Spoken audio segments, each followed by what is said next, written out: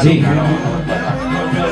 Tornarem a donar el nom dels jugadors una altra vegada. A veure. Lluís Uller, Joan Miró, Domingo Granados, Tomás Granados, Antonio Sánchez Rueda, Miguel González, Pere Segarra, Joan Ortí, Manuel Valverde, Joan Morera, Antonio Valdivia, Francesc Puig, Pedro Berbel, Josep Azcuitia, Stanislau Bernuda, Gregorio González, Miguel Monforte, Cristóbal Gómez, Manolo Rebellón, Jesús Luis Caldera, Pedro Valverde en Josep Alcalá.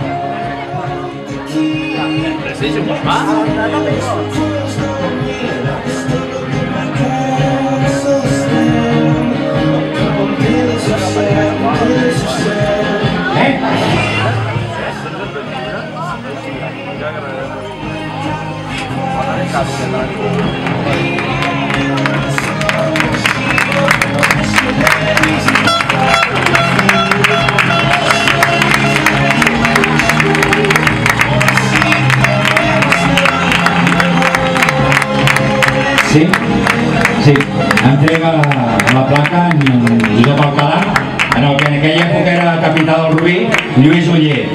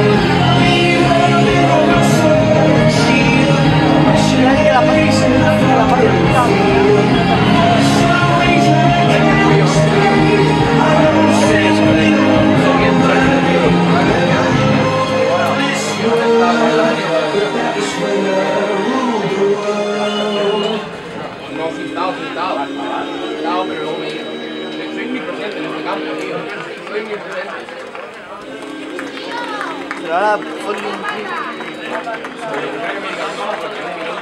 Que sé que voy a tener un minuto porque existe la escaleta.